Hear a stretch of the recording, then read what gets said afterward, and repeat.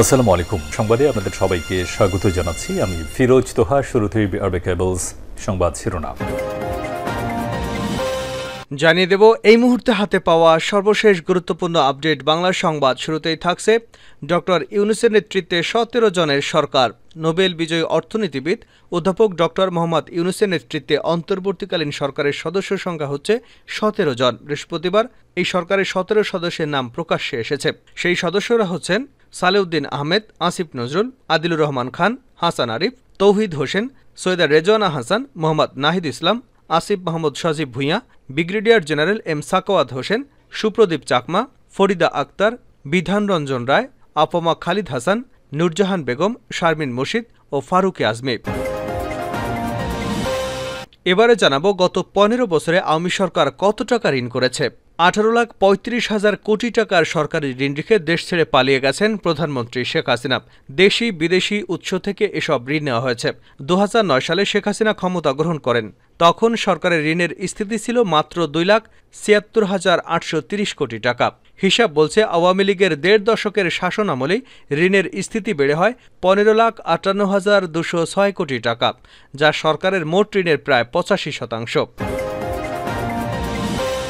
জানাবো নৈরাজ্যকারীরা যে দলেরই হোক ছাড় পাবে না।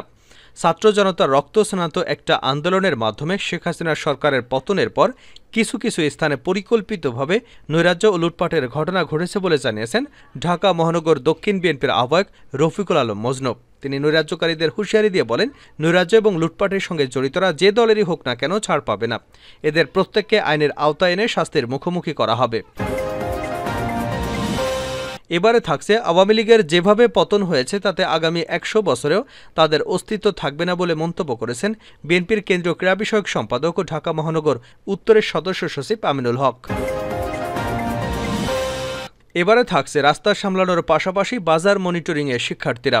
রাজধানীর ঢাকা সহ পুরো বাংলাদেশের রাস্তায় কোথাও নেই ট্রাফিক পুলিশ। কোটা আন্দোলন ঘিরে সহিংসতায় দেশের বিভিন্ন স্থানে পুলিশ ফাঁড়িতে আগুন দেওয়ার ঘটনা ঘটেছে। এতে আতঙ্ক বিরাজ করছে পুলিশের মাঝে। তাই রৌদ্রে রাস্তায় দাঁড়িয়ে ট্রাফিক নিয়ন্ত্রণ করছেন শিক্ষার্থীরা। শুধু ট্রাফিক সামলানো নয়, বাজার মনিটরিংও করছেন তারা। এবং সর্বশেষ জানাবো দেশব্যাপী অরাজকতা বন্ধে কঠোর ব্যবস্থা গ্রহণের সিদ্ধান্ত। চলমান অস্থিরতা, অগ্নিসংযোগ, ধ্বংসাত্মক কার্যক্রম বন্ধের মাধ্যমে দেশের স্থিতিশীলতা রক্ষায় সশস্ত্র বাহিনীসহ অন্যান্য আইনশৃঙ্খলা রক্ষাকারী বাহিনীর শক্ত অবস্থান গ্রহণের বিষয়ে বাহিনীর প্রধানগণ সিদ্ধান্ত নিয়েছেন। এতক্ষণ শিরোনাম শুনছিলেন, এবার বিস্তারিত। প্রিয় দর্শক, আপনি যদি এই চ্যানেলে নতুন হয়ে থাকেন, ভিডিওটি দেখতে দেখতে চ্যানেলটি সাবস্ক্রাইব করে আমাদের সঙ্গে থাকুন। আর এই ভিডিও সম্পর্কে আপনি আপনার মূল্যবান মতামতটি কমেন্ট বক্সে জানিয়ে দিন। আর হ্যাঁ প্রিয় দর্শক, জানিয়ে দিন ভিডিওটি কোথা থেকে দেখছেন। ডক্টর ইউনূসের নেতৃত্বে ১৭ জনের সরকার। নোবেল বিজয়ী অর্থনীতিবিদ অধ্যাপক ডক্টর মোহাম্মদ ইউনূসের নেতৃত্বে অন্তর্বর্তীকালীন সরকারের সদস্য সংখ্যা হবে ১৭ জন। বৃহস্পতিবার মন্ত্রিপরিষদ বিভাগ সূত্রে এ তথ্য জানা গেছে।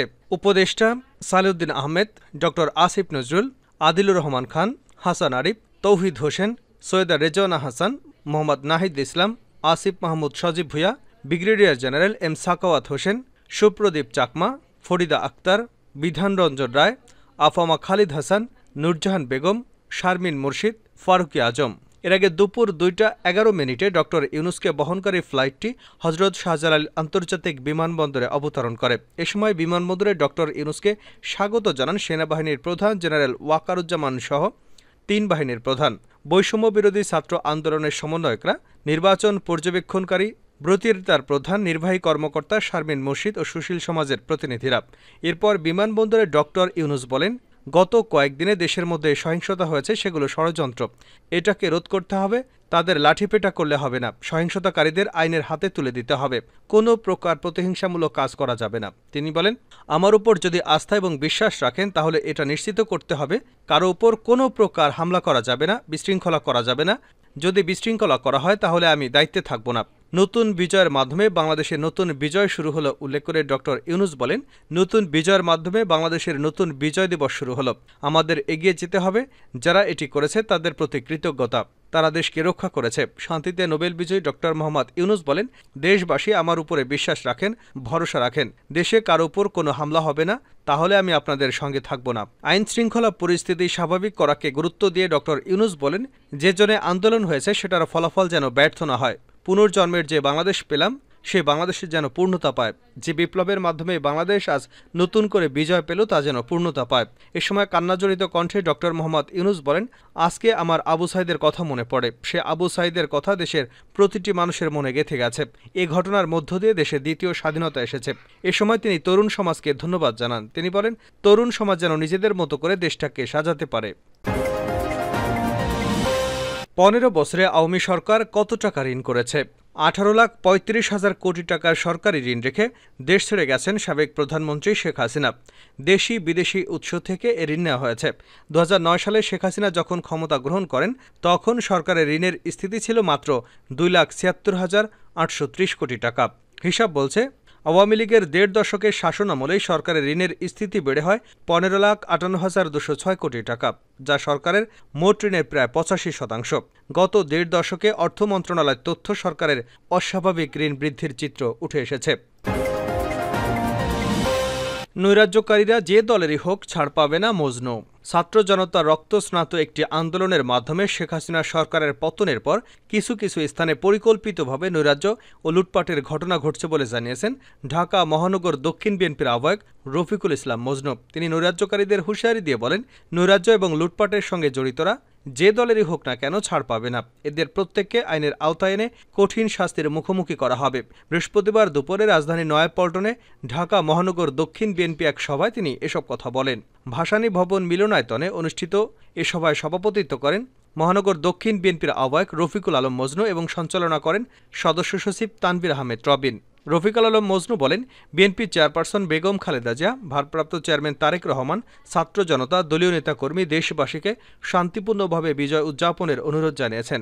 সেই সঙ্গে ভাঙচুর, দখল, লুটপাটকারী, ডাকাতির সঙ্গে জড়িতদের আইনের আওতায় আনার অনুরোধ জানিয়েছেন। ঢাকা মহানগর দক্ষিণ বিএনপি অঙ্গ সংগঠনের নেতাকর্মীদের এ বিষয়ে সজাগ এবং সতর্ক থাকার নির্দেশনা দিয়ে তিনি বলেন, এসব ঘটনায় কারো জড়িত থাকার প্রমাণ পাওয়া গেলে তার বিরুদ্ধে সাংগঠনিক ব্যবস্থা গ্রহণ করা হবে। তানভীর আহমেদ রবিন বলেন, কিছু দুষ্কৃতিকারী কিংবা ফ্যাসিবাদের দোসরদের কারণে অর্জিত বিজয় যেন ম্লান হয়ে না যায়। সবার শুরুতে গণতন্ত্র প্রতিষ্ঠার সংগ্রামে বিগত 18 বছরে শহীদ বিএনপি নেতাকর্মী, বৈষম্য বিরোধী ছাত্র আন্দোলনে নির্বিচারে গুলিতে শহীদ শত শত ছাত্র, সাধারণ মানুষ, শিশু কিশোরদের আত্মার মাগফিরাত কামনা করে দোয়া করা হয়। 100 বছরেও আওয়ামী লীগের অস্তিত্ব খুঁজে পাওয়া যাবে না আমিনুল হক। আওয়ামী লীগের যেভাবে পতন হয়েছে তাতে আগামী 100 বছরেও তাদের অস্তিত্ব থাকবে না বলে মন্তব্য করেছেন বিএনপির ক্রীড়া বিষয়ক সম্পাদক ও ঢাকা মহানগর উত্তরের সদস্য সচিব আমিনুল হক। তিনি বলেন, মহান স্বাধীনতা যুদ্ধের বীর যোদ্ধারা যেভাবে 1971 সালে যুদ্ধ করে দেশ স্বাধীন করেছিলেন, ঠিক তেমনিভাবে আজকে আমাদের মহান ছাত্র জনতা ঐক্যবদ্ধভাবে গণঅভ্যুত্থানের মাধ্যমে এই স্বৈরাচার সরকারের পতন ঘটিয়েছে। বৃহস্পতিবার দুপুরে নয়াপল্টনস্থ ভাসানী ভবন মিলনায়তনে ঢাকা মহানগর উত্তর বিএনপির এক যৌথ সভায় তিনি এসব কথা বলেন। তিনি বলেন, বাংলাদেশের জনগণের প্রত্যাশা ছিল অবাধ, সুষ্ঠু, নিরপেক্ষ নির্বাচনের ব্যবস্থা করা, কিন্তু হাসিনার সরকার তা কানে নেয়নি। এ কারণেই বাংলাদেশের জনগণ ঘৃণাভরে শেখ হাসিনার সরকারকে প্রত্যাখ্যান করেছে। হাসিনাকে বিদায় করে স্বৈরাচার মুক্ত বাংলাদেশ হয়েছে। আওয়ামী সরকারের পতনের পর দেশে লুটপাট, দখল, চাঁদাবাজির অপকর্মের প্রসঙ্গ উল্লেখ করে দলীয় নেতাকর্মীদের উদ্দেশ্য করে তিনি বলেন, কোনো প্রকার দখল, বাণিজ্য, লুটপাট, চাঁদাবাজিতে নেতাকর্মীদের ন্যূনতম অভিযোগ প্রমাণিত হলে তাদের দল করার কোনো যোগ্যতা থাকবে না, দল থেকে তাদের বহিষ্কার করা হবে।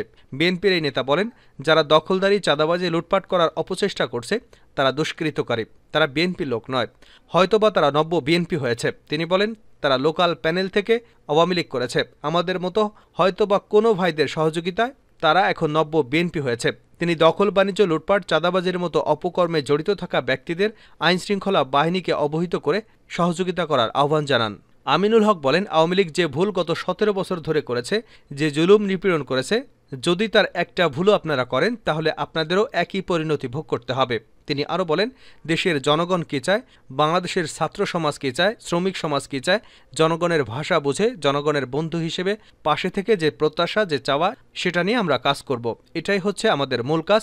আমিনুল হক বলেন, আওয়ামী সরকার গত 17 বছর বাংলাদেশের জনগণের উপর, জাতীয়তাবাদী নেতাকর্মীদের উপর যেভাবে জুলুম, নিপীড়ন, নির্যাতন চালিয়েছে, আপনারা নিজেরাই শত শত মামলা, হামলা, নির্যাতনের শিকার হয়েছেন। আপনারা বাসাবাড়িতে ঘুমাতে পারেননি। জুলুমবাজ আওয়ামী সরকার মানুষের মৌলিক চাহিদা পূরণে ব্যর্থ হয়েছিল, জনগণের কথা ভাবেনি। যদি তারা জনগণের কথা ভাবত তাহলে তাদের এভাবে করুণ পরিণতি বরণ করতে হতো না। দেশব্যাপী অরাজকতা বন্ধে কঠোর ব্যবস্থা গ্রহণের সিদ্ধান্ত। চলমান অরাজকতা, অগ্নিসংযোগ, ধ্বংসাত্মক কার্যক্রম বন্ধের মাধ্যমে দেশের স্থিতিশীলতা রক্ষায় সশস্ত্র বাহিনীসহ অন্যান্য আইনশৃঙ্খলা রক্ষাকারী বাহিনীর শক্ত অবস্থান গ্রহণের বিষয়ে বাহিনীর প্রধানগণ সিদ্ধান্ত নিয়েছেন। বৃহস্পতিবার সেনা সদরে সেনাবাহিনীর প্রধান জেনারেল ওয়াকারুজ্জামানের সাথে নৌ ও বিমান বাহিনীর প্রধানের উপস্থিতিতে নবনিযুক্ত পুলিশের আইজিপি, র্যাবের মহাপরিচালক ও ডিএমপি কমিশনার সাক্ষাৎ করেন। এ সময় আগামী 24 ঘণ্টার মধ্যে সেনাবাহিনীর সহায়তায় দেশের সকল থানায় কার্যক্রম শুরু করার বিষয়ে আলোচনা হয়। এ ব্যাপারে সকলের সহযোগিতা কামনা করা হয়।